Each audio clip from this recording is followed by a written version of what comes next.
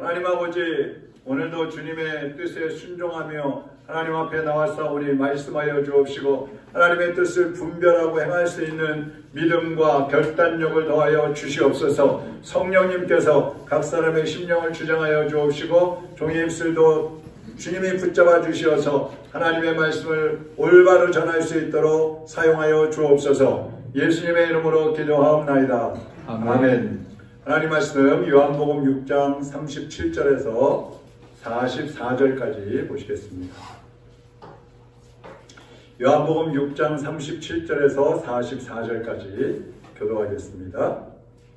아버지께서 내게 주시는 자는 다 내게로 올 것이요 내게 오는 자는 내가 결코 내쫓지 아니하리라. 내가 하늘에서 내려온 것은 내 뜻을 행하려 함이 아니요 나를 보내신 이의 뜻을 행하려 함이니라. 나를 보내신 이의 뜻은 내게 주신 자 중에 내가 하나도 잃어버리지 아니하고 마지막 날에 다시 살리는 이것이니라. 내 아버지의 뜻은 아들을 보고 믿는 자마다 영생을 얻는 이것이니 마지막 날에 내가 이를 다시 살리리라 하시니라. 자기가 하늘에서 내려온 떡이라 하심으로 유대인들이 예수에 대하여 수군거려 이르되 이는 요셉의 아들 예수가 아니냐. 그 부모를 우리가 아는데 자기가 지금 어찌하여 하늘에서 내려왔다 하느냐. 예수께서 대답하여 이르시되 너희는 서로 수군거리지 말라. 나를 보내신 아버지께서 이끄지 아니하시면 아무도 내게 올 수 없으니 오늘 그를 내가 마지막 날에 다시 살리리라. 아멘. 오늘은 아버지의 뜻 이런 제목으로 말씀을 전하겠습니다. 지난주에 이어서 예수님과 유대인들의 이제 대화가 계속되고 있는데 예수님께서 내가 생명의 떡이니 나를 먹어야 산다 이런 말씀을 하고 계시는 겁니다. 그렇지만 거기 모여있는 유대인들은 자꾸 표적을 구하고 있죠. 과거에 우리 조상들이 광야에서 만나를 먹었던 것처럼 오늘날 우리에게도 만나를 내려서 먹여주는 그와 같은 기적을 보이면 표적을 보여주면 우리가 당신이 메시아인 것을 믿겠습니다. 그런 얘기들을 하고 있는 겁니다. 그러니까 이 사람들은 예수님의 말씀을 전혀 이해하지 못하고 있는 거예요. 근데 유대인들처럼 오늘날에도 자기 우월감, 자기 의에 빠져 있거나 아니면 고집이 센 이런 사람들은 하나님의 말씀을 들어도 순종을 안 해요. 자기 생각을 자꾸 고집을 하는 거예요. 들을 때는 그런 것 같은데 또 돌아서면 내 생각이 언젠가 또 일어나가지고 나를 주장하고 있는 거예요. 그러니까 예수님 그런 사람들에게 36절을 말씀하셨어요. 보세요. 그러나 내가 너희에게 이르기를 너희는 나를 보고도 믿지 아니하는도다.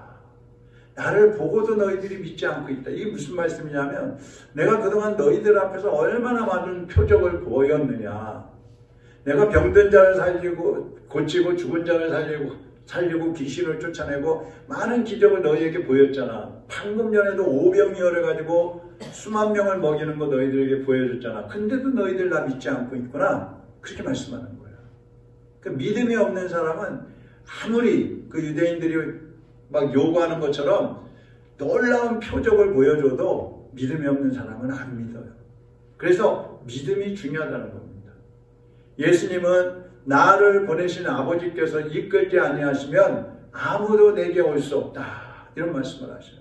하나님 아버지께서 나에게 보내주신 사람들만 다 나에게 온다는 거야. 그 무슨 말이에요? 너희들이 지금 내 앞에 있지만 나를 믿지 않고 있지. 내 앞에 온다고 다 믿는 게 아니라 하나님 아버지께서 나에게 보내주신 사람들만 나를 믿는 것이다. 그런 말씀을 하는 거예요. 자, 이제 중요한 말씀들이 이제 나옵니다. 37절 한번 또 같이 읽어보죠. 아버지께서 내게 주시는 자는 다 내게로 올 것이요 내게로 오는 자는 내가 결코 내쫓지 아니하리라. 그러니까 예수님께로 나오는 사람은 내쫓지 않으신대요. 예수님 쪽에서 결코 내쫓지 않아요. 근데 예수님은 아버지가 보내주신 사람을 사탄에게 빼앗기지도 않으시고 내쫓지도 않으시고 마지막 날에는 완전하게 구원해 주시는 것입니다. 그렇다면 어떤 사람들이 구원을 받을까? 예수님 앞에 나와 있다고 해서 다 구원받는 게 아니잖아요.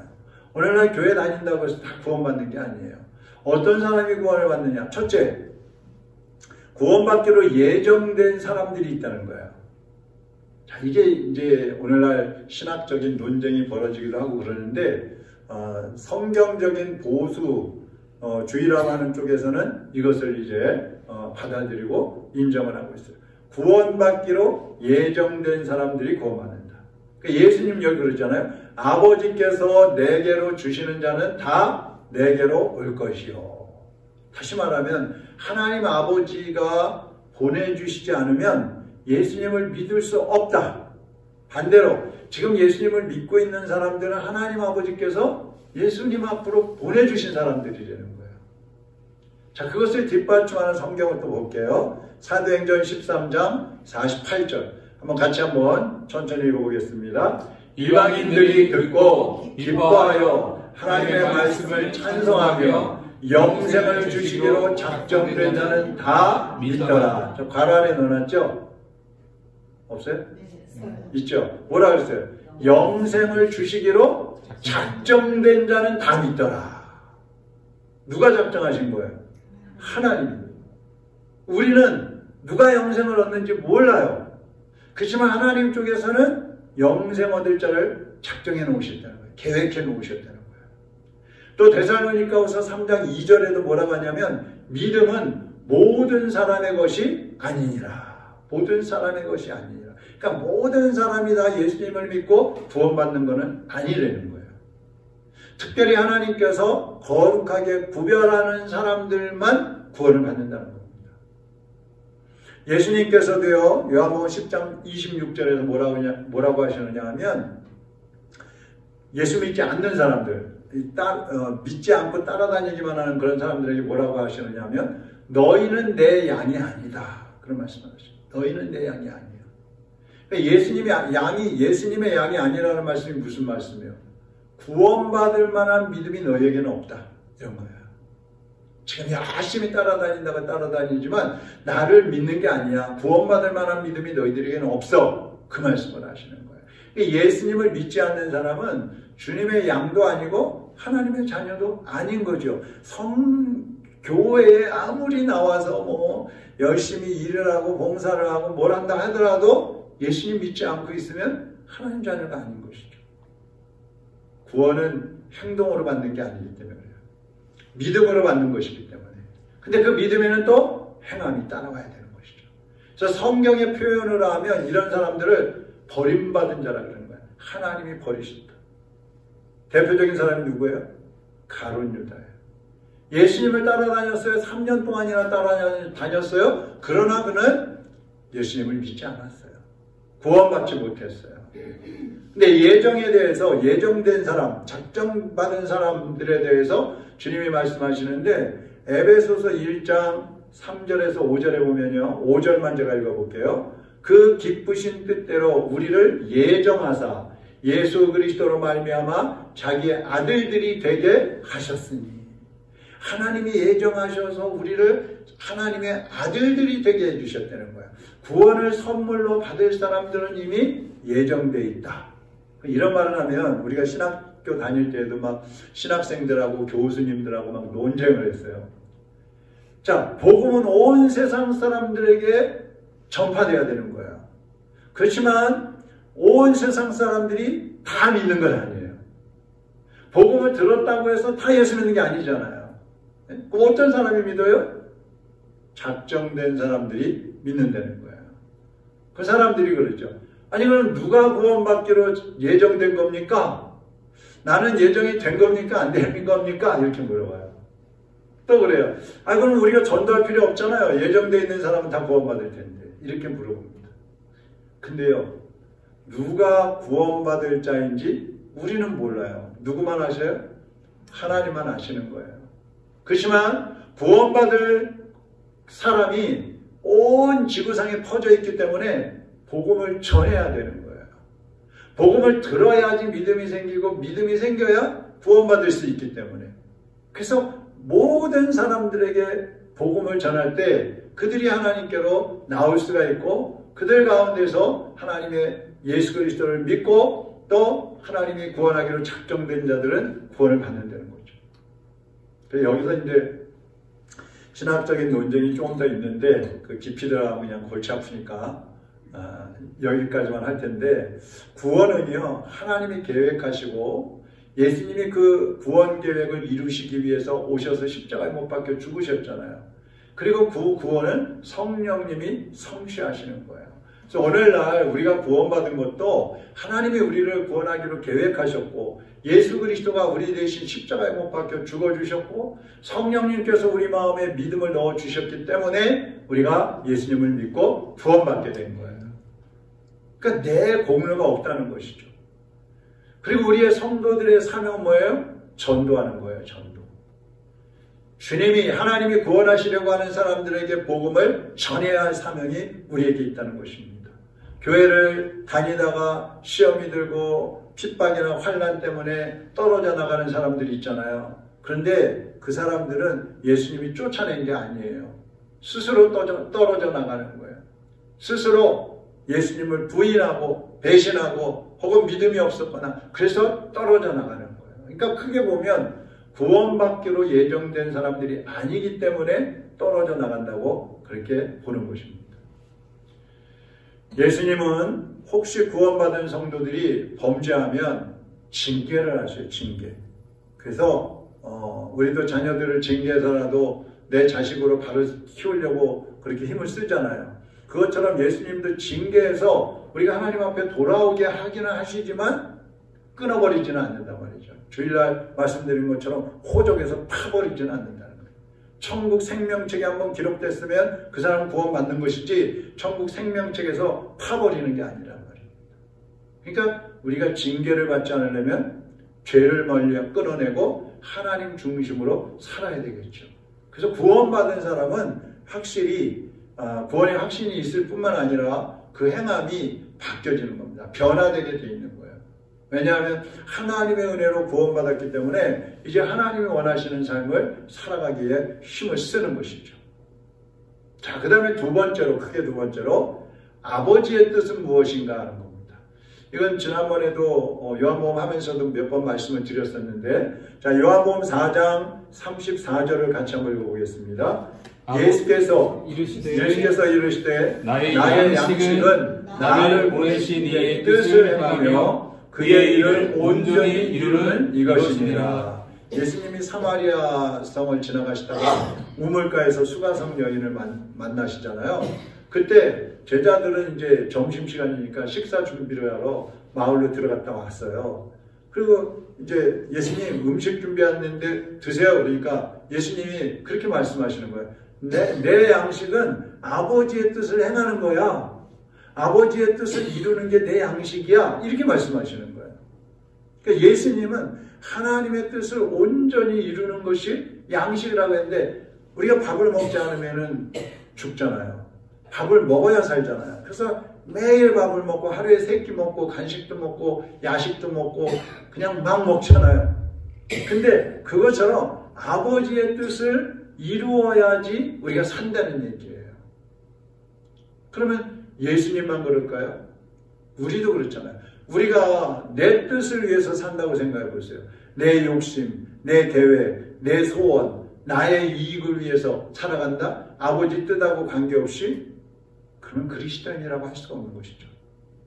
우리도 하나님의 뜻을 양식으로 삼아야 되는 거예요. 그래서 날마다 어떻게 하면 하나님의 뜻을 이룰까? 여기에 초점을 맞추고 살아가야 되는 것입니다. 예수님은 하나님 아버지의 뜻을 3가지로 말씀을 하셔요. 자, 첫째, 예수님 말씀하시는 거예요. 내게 주신 자 중에 내가 하나도 잃어버리지 아니하는 것이 아버지의 뜻이다. 나에게 나오는 자 중에 하나도 잃어버리지 않는 것이 아버지의 뜻이다. 여기 잃어버리지 않는다는 말은 헬라어로 메아폴레소 이런 단어인데, 이 무슨 말이냐면 영원히 멸망시키지 않는다 이런 뜻이에요. 한번 구원받은 사람, 예수님께 나와서 영원한 생명을 얻은 사람은 하나님 예수님께서 영원히 멸망받도록 내버려 두지 않으신다는 거예요. 구원하신다는 겁니다. 그래서 그리스도 안에 있는 사람은 결코 정죄함이 없느니라. 로마서 8장에 그렇게 말씀하잖아요. 그게 무슨 말이냐면 율법은 자꾸 우리를 죄인이야 그래요. 너는 이 율법 어겼지, 요것도 어겼지, 저것도 어겼지. 그러니까 넌 죄인이야. 막 율법이 그런단 말이에요. 근데 염려할 필요 없어요. 또 우리가 살아가면서 죄 짓잖아요. 여러분 오늘 하루 살면서도 혹시 죄 지었을 수도 있어요. 생각으로라도 죄 지었을 수 있어요. 그래도 괜찮아요. 왜 괜찮으냐? 회개함으로 용서받을 수 있다는 거예요. 주님이 그 길을 열어주셨기 때문에 그런 겁니다. 물론 회개를 해야지 괜찮은 겁니다. 진실한 회개. 요한일서 1장 9절에 만일 우리가 우리 죄를 자백하면 그는 미쁘시고 의로우사 우리 죄를 사하시며 우리를 모든 불의에서 깨끗하게 하실 것이요. 그랬어요. 이게 소망인 거예요. 만약에 하나님께서 우리가 죄 지을 때마다 한 대씩 때려주시고 죄 지을 때마다 엎드려 뻗쳐시키고 죄 지을 때마다 하나씩 가져가시고 그럼 우리 어떻게 살겠어요? 그런데 모든 죄를 우리가 자백하면 모든 죄를 용서하시고 깨끗하게 해주신다는 거예요. 믿음이 있는 성도는 어떤 환난이나 핍박이나 시험이 와도 믿음을 지키면서 승리할 수 있는 거예요. 그게 믿는 사람의 특권인 것입니다. 믿음이 없으면 쓰러져요. 믿음이 없으면 시험이 오면 쓰러지고 핍박이 오면 쓰러지잖아요. 근데 믿음이 있는 사람은 시험이 오고 핍박이 오면 더 강해지는 거예요. 더. 하나님을 더 의지하는 거예요. 로마서 8장 36절 37절 한번 보세요. 기록된 바 우리가 종일 주를 위하여 죽임을 당하게 되며 도살할 양같이 여김을 받았나이다 함과 같으니라. 37절 보세요. 그러나 이 모든 일에 우리를 사랑하시는 이로 말미암아 우리를 사랑하시는 하나님으로 말미암아 우리가 넉넉히 이기느니라. 영적인 전쟁에서 이기는 것은 내 힘으로 이기는 게 아니에요. 우리를 사랑하시는 그 하나님을 힘입어서 이기는 것입니다. 그렇기 때문에 예수님은 내게 오는 자를 하나도 잃어버리지 않는다. 난 내쫓지 않는다. 이것이 아버지의 뜻이다. 그렇게 말씀을 하는 거예요. 두 번째 아버지의 뜻은 뭐냐면 아들을 보고 믿는 자마다 영생을 얻는 것이다. 예수님을 보고 믿는 사람이면 누구든지 영생을 얻게 하시는 것이 하나님의 뜻이라는 겁니다. 하나님을 믿는 사람들에게 영생을 주시기 위해서 예수님은 십자가에 못 박혀 죽으셨잖아요. 요한복음 3장 16절에 보면 하나님이 세상을 이처럼 사랑하사 독생자를 주셨으니 이처럼 사랑하사 독생자를 주셨으니 독생자를 주셨단 말은 십자가에 죽게 해주셨다 이 말이에요. 이는 그를 믿는 자마다 멸망하지 않고 영생을 얻게 하려 하심이니라. 예수님의 죽으심은 한 생명이라도 더 살게 하시려고 하는 그런 사랑의 표현이에요. 하나님의 사랑의 표현인 거예요. 그것이 예수님을 내어주신 거예요. 그렇다고 한다면 우리는 이 하나님의 사랑을 제대로 알지 못하기 때문에 하나님의 사랑을 알기 위해서 더 힘써야 되는 것이고 하나님의 사랑을 깨달았으면 그 사랑에 보답하는 삶을 살아야 되는 것입니다. 그것이 하나님을 기쁘시게 하는 거예요. 그것이 또한 하나님의 뜻인 것입니다. 예수님은 우리를 잃어버리지 않으시고 예수 믿는 사람은 누구든지 구원해 주셨는데 우리는 어떤 이단들처럼 야 이제 우리 구원받았으니까 내 마음대로 살자. 내 자유로 살자. 이렇게 살아버린다고 그러면 우리는 하나님의 사랑에 어긋난 그런 삶을 살아가는 것이죠. 정말 하나님을 사랑한다면 내가 사랑하는 그 아버지의 뜻대로 사는 것이 하나님을 사랑하는 사람의 모습인 것입니다. 할렐루야. 그 다음에 세 번째 아버지의 뜻은 마지막 날에 다시 살리는 것이라고 그랬어요. 자, 우리 40절 한번 읽어보겠습니다. 시작. 내 아버지의 뜻은 아들을 보고 믿는 자마다 영생을 얻는 이것이니 마지막 날에 내가 이를 다시 살리리라 하시니라. 자, 이 마지막 날이 언제겠어요? 네? 예수님 재림의 날인 거예요. 심판의 날인 거예요. 다시 살리리라 이 말은 무슨 얘기예요? 부활시키겠다 이 말입니다. 그러니까 그리스도인들은 예수님 재림하실 때에 부활함으로써 영생을 얻게 된다 이 말씀이에요. 예수님 그렇게 하시겠다는 얘기예요. 우리가 정말 예수님 안에서 죽고 사는 것, 예수님을 믿고 죽느냐, 믿지 않고 죽느냐, 이것이 마지막 날에 내가 영생을 얻는 부활을 할 수 있느냐, 아니면 심판의 부활을 하게 되느냐, 이것이 좌우되는 것, 좌우되는 것입니다. 만일 부활이 없다면 영생도 없는 거죠. 그래서 예수님의 부활은 성도들도 부활할 수 있다는 보증수표예요. 예수님 부활하시면서 자 나를 봐라, 내가 이렇게 부활하는 것은 너희들도 나를 믿는 자들도 부활한다는 보증이야, 증거야, 그렇게 보여주시는 거예요. 그렇지 않으면 뭐 예수님이 그냥 부활하셔서 그냥 올라가 버리시죠. 근데 수백 명이 모인 곳에도 나타나시고 수많은 사람들에게 보여주신 다음에 하늘로 올라가셨어요. 너희들도 나처럼 부활한다. 내가 마지막 날에 너희를 살려서 영생을 줄 것이다. 고린도전서 15장 19절 20절 같이 한번 읽어보겠습니다. 만일 그리스도 안에서 우리가 바라는 것이 다만 이 세상의 삶뿐이면 모든 사람 가운데 우리가 더욱 불쌍한 자이리라. 그러나 이제 그리스도께서 죽은 자 가운데서 다시 살아나사 잠자는 자들의 첫 열매가 되셨도다. 여러분, 세상에서 가장 불쌍한 사람이 어떤 사람이에요? 세상에서 가장 불쌍한 사람, 부활이 있다는 걸 모르고 죽음을 두려워하면서 사는 사람들이에요. 사람들이 제일 무서워하는 게 죽음이잖아요. 부활이 있다는 것을 믿는다면 죽음을 두려워하지 않을 거 아니에요. 그 사람들이 제일 불쌍한 사람들이에요. 특히 교회를 다니면서도 부활을 믿지 못하고 있는 사람들이 제일 불쌍한 사람들이에요. 그런데 영생의 부활이 있기 때문에, 확실히 있기 때문에 그리스도인들이 세상에서 가장 행복한 사람들이고 복받은 사람들인 것입니다. 부활이 있기 때문에. 저는 여러분이나 이 추운 날씨, 겨울에 이 저녁에 이 깜깜한 밤중에 왜 여기 나와서 예배드려요? 부활이 없다면, 영생이 없다면 우리 뭐 하고 있는 거예요 지금? 에? 얼마나 처량하고 불쌍해요. 그런데 부활이 있고 영생이 있기 때문에 우리는 복받은 사람이고 행복한 사람인 것입니다. 예수님은 아버지의 뜻을 이루러 오셨다고 그랬어요. 그리고 아버지의 뜻대로 우리를 구원하셨고 잃어버리지 않겠다고 하셨고 내쫓지 않겠다고 하셨고 마지막 날에 영생의 부활을 주시겠다고 약속하셨습니다. 이 하나님의 말씀은 천지가 없어져도 변하지 않는다 그랬어요. 여러분은 이 약속의 말씀을 온전히 붙잡으시고 구원의 확신과 영생의 소망을 가지고 끝까지 달려가셔서 끝까지 믿음으로 달려가서 영적 승리자로 살아가게 되시기를 주님의 이름으로 축원합니다. 할렐루야. 우리 찬양 아까 불렀던 다 표현 못해도 찬양하고 마치도록 하겠습니다. 다 표현 못해도 나 표현하리라. 다 표현 못해도 나 표현하리라.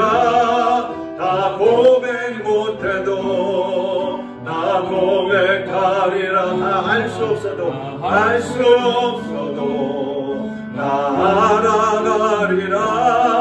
나 닮지 못해도 나 닮아가리라. 다 표현 못해도 나 표현 못해도 나 표현하리라. 다 고백 못해도 나 고백하리라. 다 알 수 없어도 나 알아가리라. 다 닮지 못해도 나 닮아가리라.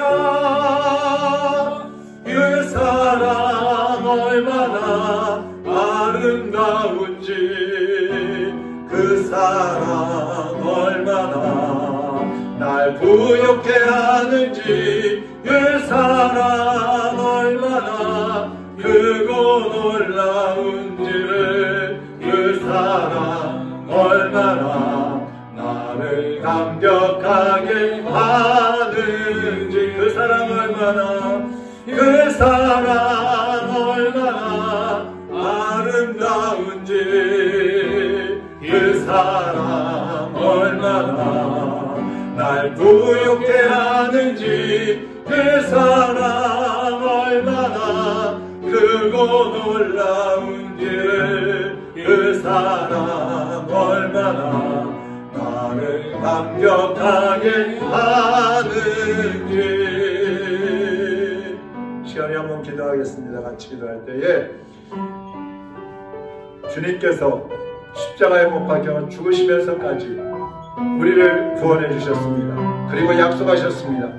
세상 끝까지 함께 할 것이고 마지막 날에 영생의 부활을 주셔서 하나님과 함께 천국에서 영원히 살게 해주시겠다고 약속하셨습니다. 그 주님의 은혜를 감사하시기 바랍니다. 그리고 우리도 그 예수님을 따라서 하나님을 사랑하고 이웃을 사랑하겠다는 삶을 결단하시기 바랍니다. 아버지의 뜻은 한마디로 하면 영혼 구원입니다. 한 영혼이라도 더 구원하는 것이 아버지의 뜻입니다. 아버지, 내가 저 죽은 영혼들을 살리는데 쓰임받기를 원합니다. 헌신하겠습니다. 주님, 나를 사용하여 주옵소서.